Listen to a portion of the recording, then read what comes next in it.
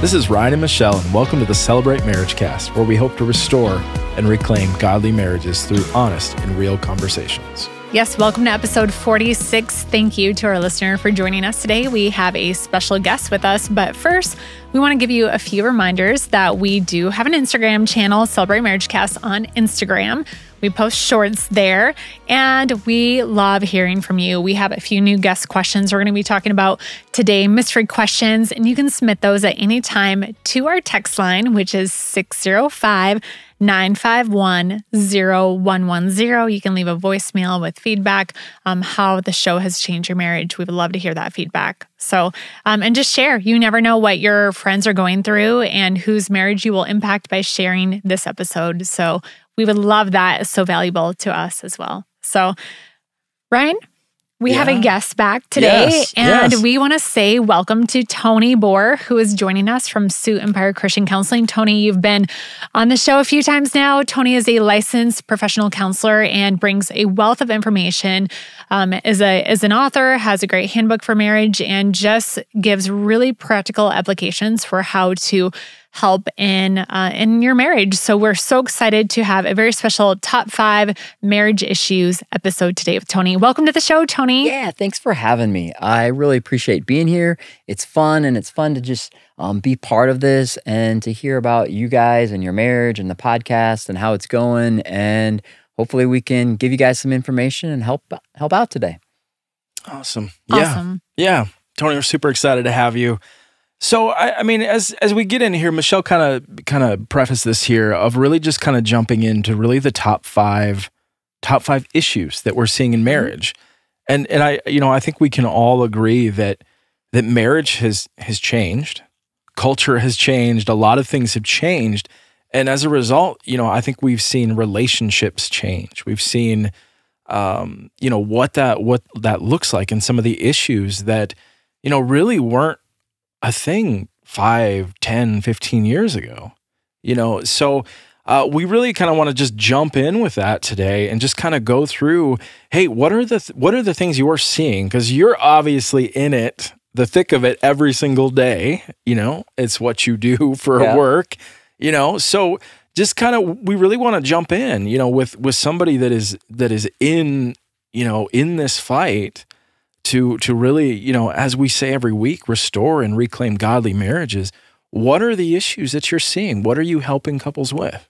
Yeah, and when you guys were asking about this, I thought, we're going to do the top 5 and talk about the things that I'm seeing in marriage. But I want people to know when they're watching your videos and they're learning about marriage and the podcast is, hopefully after hearing all these 5 things, you'll be comfortable and like, hey, we could go to counseling, or we can go and talk as we have one of those issues, or we have an issue that's something like that. And so, that isn't an odd or strange thing. It's like Tony talks with people about these things all the time, and go see a marriage therapist and go work on those things, because this podcast has given you guys a lot of good information and realizing that. And so if you are getting stuck or somewhere, hopefully when you hear some of these things on this list, you can go like, oh, we could do that, or we could talk about that one. And talking about that stuff and communicating is always going to make it better. Yeah, so good. And really, as we talked before the recording here, any of these could be a full episode or multiple full episodes. So for you, our listener, we're really hoping that this is such gold nugget wisdom of advice here, just so jam-packed, but it really is scratching the surface. But like Tony said, just making you aware of what are other real life couples going through, and bringing some awareness and kind of helping you to feel like these are normal things that people are going through, but there's help and there's hope. And I feel really honored that we were able to kind of have inside scoop on what couples are going through from all the hundreds of couples, thousands that you meet with. Like, this is going to be great wisdom. And that is a good point. These are just, we could have an episode on each one of these. So we're just going to talk a little bit about it, hear some things, and hopefully get you to talk to your spouse a little bit about, hey, what do you think about this? Is this something that we need to talk about and communicate? Whether you need to actually go in and see a therapist or not, but just talk with your spouse about it will be great. Yeah, start the dialogue. Absolutely. Yeah. So, Tony, let's jump in here with our top 5. All right, we're going to do this. Drum roll. Yeah, I was going to say we're going to do this David Letterman style. Do you guys even know who that is? Oh, yeah. I remember I it. do. Okay, I thought about that. I'm like, man, maybe I'm way too old and no one's going to know what we're talking about. For our younger listeners, there used to be a talk show host on television. You'd have to catch it at the time that it aired because it wasn't like on demand. And he had a top 10 list. And how this works is you would go, 10 would be like, hey, the top 10 reasons that kids are late to school, my dog ate my homework, or, whatever. Mom woke up late, forgot lunch, et cetera, et cetera. Yeah. I'm just, thinking of things here. Oh, that's good. So you kind of work your way down. Yeah. You start at 10 though, right? Yeah, 10 and go down. You go to 1. Yeah. So we're going to start at number 5, which is, this is something that I hear in therapy, not the super most common one, but it does happen. And it's actually probably of all the things on the list, it's one of the positive ones. Right? Okay. Which is number 5. Our marriage is good. We just want it to get a little better. Right? And so it's couples coming in saying, hey, we want to learn how to get a little better. How do we communicate a little bit more? How do we make our marriage grow, get better? We talked about marriage goals or some of those things. So they're coming in actually trying to get their marriage better. Thoughts on that? Well, I appreciate. Oh, sorry, love. No, that's surprising to me. I don't know. I think maybe there tends to be this stigma of like, well, it's broken, like it's broken bad, and we need help. And sometimes I even have that stigma. So I'm like, okay, that's nice, but what's really going on, or what's really happening? All right. And as I talk and go, I'm like, whoa, this couple actually is communicating. They talked about this. They even had a number of conversations. Should we go in or not? Do we need to work on this? How do we want to do this? And then all of a sudden it pivots where I'm like, hey, Tony, this is a couple that just wants to keep working and growing on their marriage. And it's positive, right? We wouldn't say that if someone's like, hey, I want to exercise. We don't go, well, why? What's How wrong? bad is it really? It's like, no, I just want to get better. I want to get stronger. It's the same thing with the marriage. And so you can come in for therapy for that. It's actually really fun. It's enjoyable because like, hey, what do you guys think? What's going on? I was going to say the same thing. It's really noble, actually, and kind of surprising, Tony. That was kind of my first thought was, well, what's really going on? Is it really just good? But I think that's a really noble move that, I've heard it said that good is the enemy of great. Good is the enemy of great, because if things are good, you're never going to get, and you're fine with good, then you're never going to get to great. So I think that's really noble that people are recognizing that things are good, but we don't want a good marriage. We want a great marriage. We want a godly marriage. Absolutely. So if you guys are thinking that is something as a marriage therapist we love. So if your marriage is good, or if you even ask someone in conversation, how's your marriage? Oh, it's okay. All right. Are you fine with that? Yeah. Oh, yeah. Do you want more? Right? It's kind of something. How's your job? My job's okay. No, we want a good job. How's your job? Oh, it's great. It's really challenging. It's fun. I'm learning a lot. I really like it. That's what we want. So it's the same thing with our marriage. If you are thinking like, yeah, my marriage is okay. Are you okay settling for that? Or do you want a little more? Because it's possible. And going to therapy is a way to do that, right? Let's do the hard work. Let's do some of that stuff and talk and communicate. So it's a really cool one. I wish people came more often. I wish that was the number one reason people came for marriage counseling. It's not, right? We're going to get into the tougher ones and the harder ones later, but it's a great one and certainly a reason to come in. Yeah. I mean, I'm just thinking as the Olympics are kicking off, I think of the athletes, like obviously they're great athletes, but every single one of them has a coach to get better. And, I'm thinking about that. I'm just like, wow, yeah, that's a great, like, hey, we're doing good, but we want to get better. We want to have somebody there on our team to help us get better. Yeah. I remember when our founding senior pastor, Pastor Keith Loy, his dad, Pastor Glenn Loy, was here on staff doing coaching, and he always said, you're either growing or you're dying. And this kind of makes me think of that, where maybe there's really not such thing as being like just standing still. You're either going in one direction or the other. So really a reality check of, is our marriage growing or is it dying? You can't just like. And from a marriage perspective, it's the same way. Marriages don't just kind of stay the same. You're either going forward or you're going backwards. Right. Yeah. And so we just kind of need to remember that. It's funny that you said the Olympics. I do the little. Are you playing soccer in the Olympics? No, I wish. in my dreams, I am. But I do the little podcasts and these little things, like little Instagram things. You're okay. And I just did one on marriage with the Olympics, and I'm like, it kind of fits with this. So if you have a marriage and you're working on it, don't you want the gold medal? Yeah. Would you like a gold medal marriage? That's great. Or are you okay with? Yeah, I'm okay. So how's your marriage? It's all right. Yeah. No, we're fine with bronze.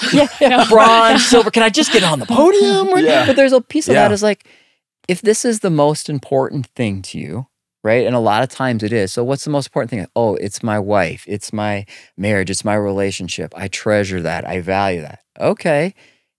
Are you okay putting some time and effort into it? Yeah.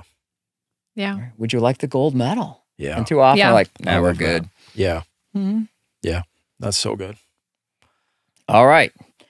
Number 4, family, in-laws, relatives. Okay. Ooh, families are, right. We're starting to get into real issues now. Right? This is like, we started out easy. Yeah, that was a good intro a little one. soft one. Now it starts to get a little real. Yeah. Because there's lots of couples will come in and they'll talk, and it's family issues, whether it's in-laws, whether it's brothers and sisters, and just different things where it's these family challenges.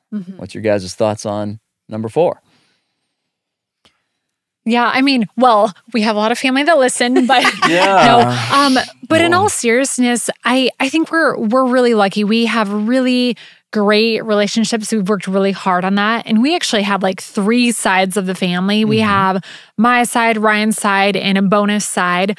But I can see where it would be. And I feel like when we have tensions, sometimes there's these like unwritten expectations is what I'm going to say. We're like, it's almost like it's expected that we're going to spend this holiday because ever since we were children, we did this. So now, even though, all these years later, it's, these expectations, but also realizing like, but there's multiple sides of the family. Like it might be that we have to rotate, the 4th of July, like to I'm just thinking of the 4th of July because it's a little more recent, but like to go to see everyone on the 4th of July is just really kind of tricky. Practical. Yeah. Right. And it's just like, then you just get done and you're like, oh my gosh, so exhausted. But so like, I think expectations. Yeah. And I'm not saying that in a negative way, like for family listening, it's just, I think that is maybe one of the things that like scheduling balances. It can be.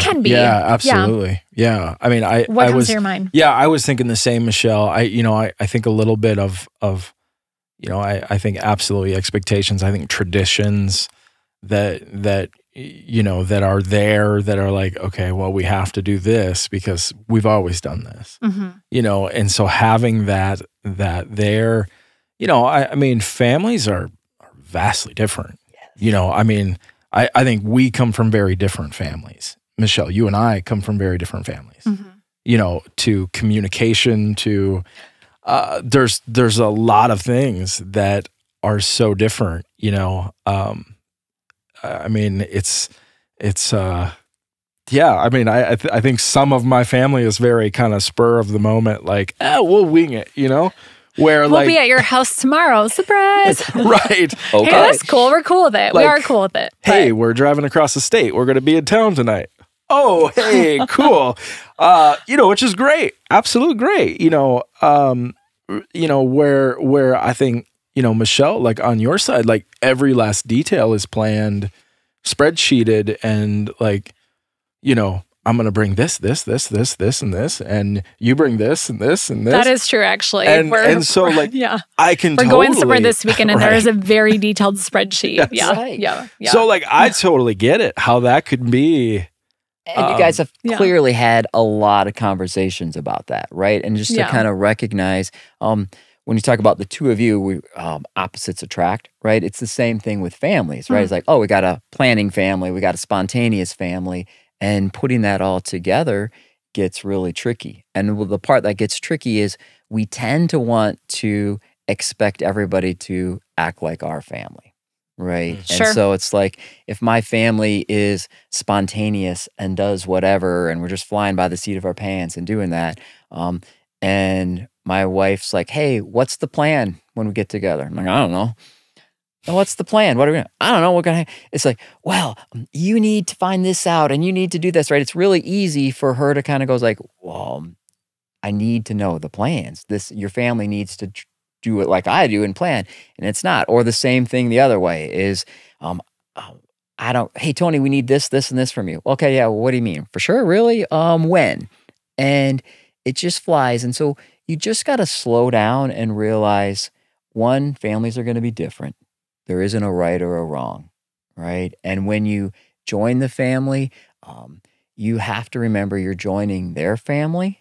They're not joining, you're not changing them to yours, right? Okay. So, Ryan, when you're going to her family, the goal isn't to teach them all to be spontaneous and not plan. That you're going to butt heads, and that's frustrating, right? It's like, oh, I'm joining her world and her family's world. I got to remember what that's like.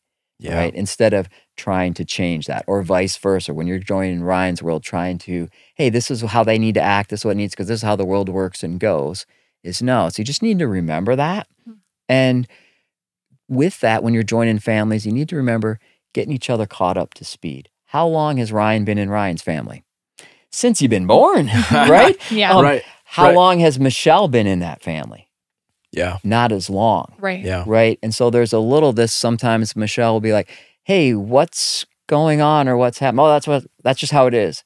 We need to be patient. Hey, Michelle, this is actually how it is. And we need to give her some grace to kind of get used to that. Well, I'm not used to flying by the seat of my pants. This is a little different. And to remember that you're used to that. She's not. And so when you talk about that, if you don't have good communication, it easy can get in a fight, and it easy can get frustrating, and it easy can get difficult. Yeah. I mean, is that so as you are, I just think like preparing, if you will. I mean, obviously it's communication, but what does that look like if, I mean, it's not something I feel like we talked about before we got married, is it just something you figure out on the way? Well, you might not have talked about it when you got married. I don't want to out you guys, but what usually happens if you don't talk about it, you'll just fight about it, right? We'll have these things, and you just like, well, we can't go to everybody on the 4th of July. We need to kind of pick and choose. And one year we'll do this one. How did you get there, right? As you had to bring that up, and there's going to be a little friction when you bring that up. Oh, we always go to my families on the 4th of July. No, we always go to mine. So it makes sense that you're not going to race and do it so you're exhausted. How do you actually get there is by, like you said, having that communication. And usually when you have that first communication, there's going to be a little fights. There's going to be a little friction. How does that work? How does that look? And if that's part of why we're doing this, if you know that that's normal, right? If you know that there's going to be some family challenges, there's going to be some tricky parts to that, know that there's no way to do that without having arguments. It's okay to have that friction. And if you really get stuck, it's certainly okay to come in and talk about that and share that, where we can slow those feelings down and balance that out a little bit. So instead of it coming across as, I don't want to go, or I don't want to do that, or I'm unhappy, it was like, no, it's like, I just need some help. Sure. Can you help me understand this world? Let's say the husband and wife are on the same page, how do they approach one side or the other? Yeah. Great question, because you talked about, hey, we have these 3 families, right? Mm-hmm. You actually missed one. You guys have your own. Yeah. Right? Oh, thank you, Tony. You two are like, so it's the Right. easy one is Christmas. It's always go to my mom's for Christmas. Always go to my family's for Christmas. Okay. What about your family? Yeah. Your family needs to create a little Christmas in their own memories and your own immediate family. So now there's this whole other piece, right? And so remembering that is like, what do we do? Getting you guys on the same page. And then making sure, don't make your spouse do the dirty work. And what I mean by that, or be the bad guy, is don't make Michelle go to Ryan's family and go, hey, we really are really busy on the 4th of July and we can't do it. Don't make Michelle do that, right? Sure. And don't make Michelle the bad guy. Well, I'd really like to come, but Michelle doesn't want us to come, so we can't come, right? The answer is, that's a great question, Michelle, is Ryan, you go to your family, you go, we can't do this. We as a family are going to celebrate this. We as a family are going to do 4th of July every other year instead of all doing this. This is what we're going to do. And Michelle, you would have to do that with your family, right? It's that same thing, but is you talk as a family. And that actually helps in-laws and relatives understand that a little bit more, is like, it isn't just, well, why doesn't she want to come? Or why doesn't he want to come? It's like, no, our family is doing it this way. Because you have to create your own traditions for your own immediate family as well. That's that boundaries. I think, Tony, I'm so happy you said that, because I think that is often neglected. Yeah. Of, trying to meet all of these different expectations and then you leave yours. Yeah. Please, everyone. Don't want to disappoint anyone. I'm so glad you said that.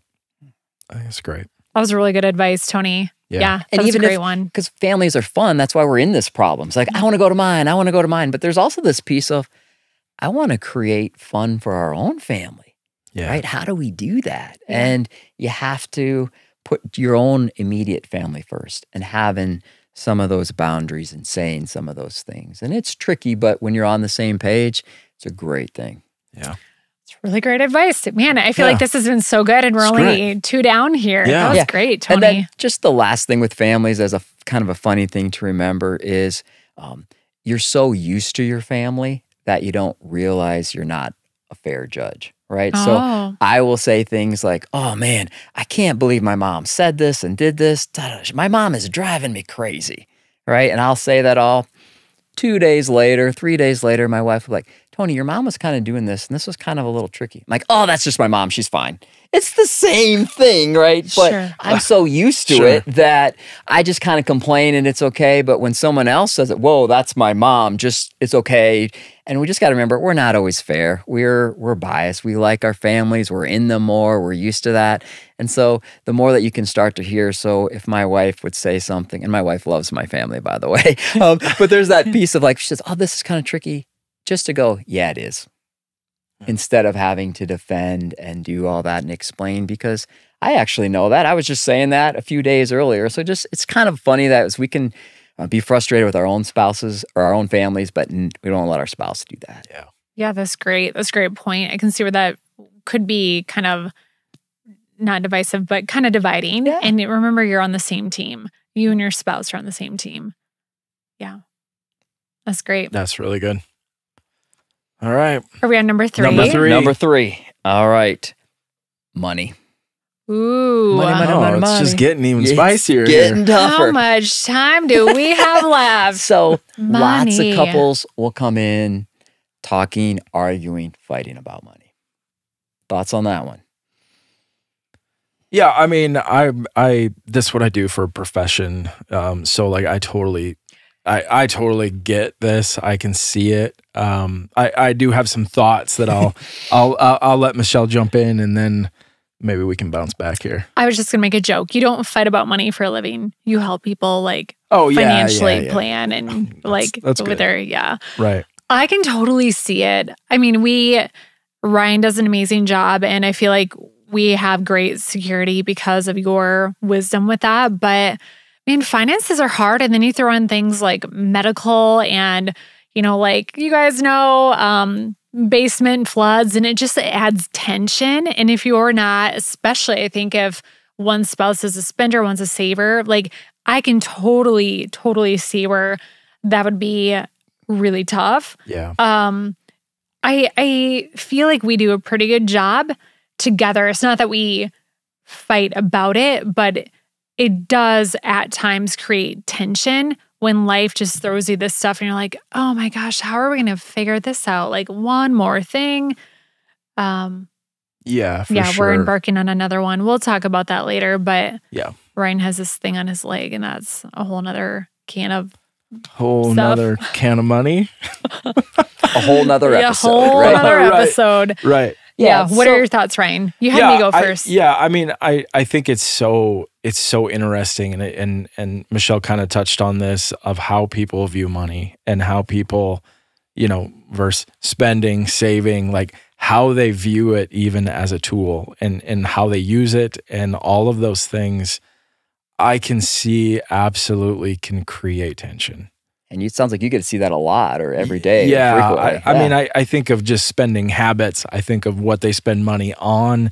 I think all of that is just like, can just be a big boiling point for people. Yeah. And like I said, we're just going to scratch the surface on this because this could be a whole big episode. But a couple things with money just to kind of remember is part of the reason it's such a big deal is it never ends, right? There's always money stuff. So you got to learn how to handle this because at first when you're first married, you're fighting, we don't have any money. How are we going to pay our bills? Then hopefully things start going well for you. Like, then what are we going to do with our money? How are we going to spend it? And so it's a conversation that never ends. And so you have to figure out ways to kind of put these little blocks on it and ends, right? So, and the best way to do that is don't make it personal. And notice everything we were just talking about is money is very personal, right? There are spenders, there are savers, what you spend your money on. That's all just emotions and kind of who you are. But if every conversation you have about money, you make it personal by saying things, well, you're a penny pincher, or you always are blowing your money and you want to save that. So every time a money conversation comes out, we're insulting each other, we're pointing about each other's characters, that gets tiresome. That's why couples will come into therapy as they're fighting because they just stop communicating, right? Where you want to have a conversation of, let's talk about are we going to buy a new car or not? And let's end that one. Why? Because there will be, how are we going to pay this bill? Where do we want to go on vacation? And so if you can kind of put these little blocks or these things of like, hey, we talked about this one and we solved it, instead of, oh, you're going to want to buy a brand new car and you always got to have the best and this. And then the next one's, oh, you want this. Now it's really personal, and that doesn't make communication go very well. If you can keep it on the topic and it ends and you feel like, hey, the two of us decided what we're going to do in buying a new car, we're good with that. Oh, the two of us decided where we're going on vacation. The two of us decided what check or what bill we're going to pay next. That has that end, so then it doesn't feel like you're stuck and you can never win these money conversations. So just so I understand fully, how does that look then, Tony? You said, so put an end on it. Do you actually say that? Like, hey, Ryan, we're going to talk about buying a new car. And then at the end, can you help me understand so you may have 4 or 5 conversations about buying a new car, right? Sure. A car is always a good one because everyone has it. Well, we should buy a cheaper one and save some money. We should buy a new one and do that. There isn't a right or wrong answer. And so you're going to have that conversation, but hopefully it ends by saying, all right, Ryan and Michelle, what are you guys doing? Oh, we're buying a slightly used car, but it's going to be a little nicer because Michelle doesn't want it to break down, but it's not brand new because Ryan doesn't want to lose some money on it. And so we've solved that one. We're both good with it. Putting that end to it instead of like, I keep trying for this, I keep trying for this, is can you solve that? And say, yeah, we did that one, and to have some good feelings about that. We solved the car issue. And we have to have some good feelings about that because you guys know what life's like. There's going to be the next one and the next one. Right. Yeah. Yeah. And I know I'm not trying to open a big can here, but, I'll just speak for us. And I know something that we were very adamant on is having our money. Yes. Not my money and her money. That's what's worked well for us. And I would stand by that of just, I think that has been very helpful. I understand there are situations where that needs to happen. I totally get that. But I'm just saying for us, that has worked really well because everything is ours. Yes. And that's how it should be, right? So people ask me, Tony, how many accounts should I have? And should we have 1 account or 2 accounts? The answer is this. It says nothing about your marriage and how many bank accounts you have. If you have a his, a hers, and a joint one, as long as you have this concept, it's our money. I don't care where it's all at or how it is. It's ours. right? So, and as long as you know what's going on in each one of those things, you're fine, and you keep communicating. So yeah, it's if it makes it simpler or easier that you have a couple accounts, that's not terrible. That's not bad. As long as you have the idea, it's our money. Yeah. Yeah. Yeah. Yeah, that's great. And that goes back to like same team. Yes. Yeah. Although sometimes we joke that my Venmo is like my Swiss bank account because like, but you know what's in there and it's not really that much. Right. And then I transfer it back. But Right. he's like, what's in this magical like Venmo account? I'm like, we got it moved over. But and you have the little gift cards, right, from a previous episode. You got little gift cards where we kind of keep. I don't know that situation. Yes, you don't know how many gift cards she that has. situation is just fine. It's fine. Yeah. I did spend them. I did go on a spending spree, which felt a little bit reckless, but I spent down some gift cards. So, All right. And so the money is just that it's never ending, and so you have to learn how to communicate and do that. And there's those personalities, right? There is going to be someone that's a little more tight with their money, and someone's going to be a little more free spending. Normal. Nobody matches perfect on anything. So just know that, but that's not an argument. I think the key is having open communication about it too. And I love what you said, Tony, about like not making it personal. Yes. Like even as you were talking through that car situation, I was like, oh my gosh, there's so many like decisions to make in that process where people have, opinions, but just to realize we're on the same team. We both want a new car. We're not each other's enemies. Like, let's keep the communication open and solve it together. Yeah. It might mean there are little compromises, but like as long as you can come to a conclusion. Yeah, that's great. Absolutely. Those are the top 3 so far, or the first 3. Yeah. All right. 2 more coming. First 3. So I think that we are going to do the next 2 on our next week's episode. We're going to leave you guys in a little bit of suspense. Leave them hanging. Cliffhanger or tease, right? Tune in next time. Week's episode, because these are so good and I don't want to rush them. But can you give our listeners, we're going to do our mystery question in a minute here, but can we give them a heads up to what the topics are? Or do we wait? What do you guys want to do? Do we leave them hanging or do we give a teaser? We'll leave you a little hanging. So here's a little homework assignment is go down and talk with your spouse. See if you can guess and figure out what the last 2 are. Yeah.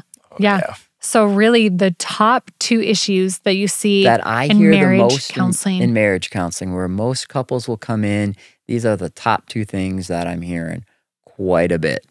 If that's not a reason to tune in next week, I don't go. know what it is. That is a great cliffhanger. All right. All right. Do you guys want to do the mystery question? All right. Mystery question time. Mystery question time. All right, Michelle. All right. Tony, do you want to, as the guest of honor, should we have Tony All right. grab the I'll question? read it and watch you guys answer it. How about no, that? no. I was going to say the same thing goes. So these questions are submitted. We don't know what's on them. If it's hard, Tony's got it. If it's easy, we'll take it. Yeah.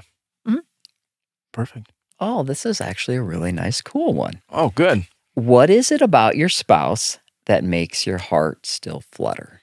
Aww. What makes you smile about your spouse? Ryan has the handsomest eyes. And you're so handsome. Oh, geez. Nice. And you're so gentle. Ryan has he's very strong, but he's so gentle with me. And that melts my heart. Like just your kindness towards me and how I feel like you just cherish me. Yeah. Every day. Wow. Yeah. Top that, buddy. Yeah. Man, okay. That was a great one, Michelle. Amazing baby blue eyes. So great. Wow. Yeah. Yeah. Pretty handsome. Thanks. Wow. Okay.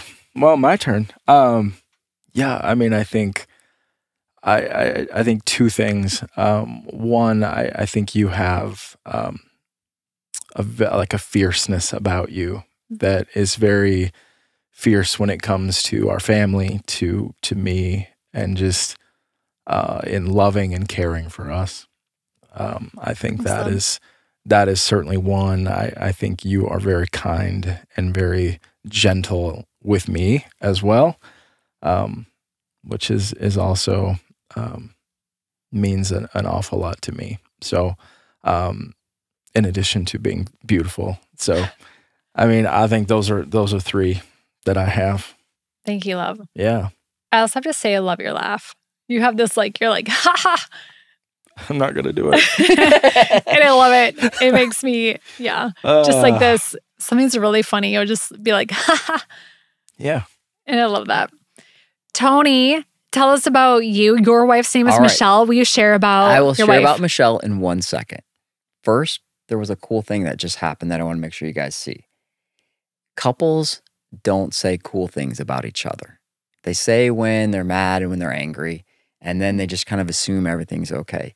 You guys just took a minute and said some cool stuff about each other, and you were smiling and you were laughing, and it was fun.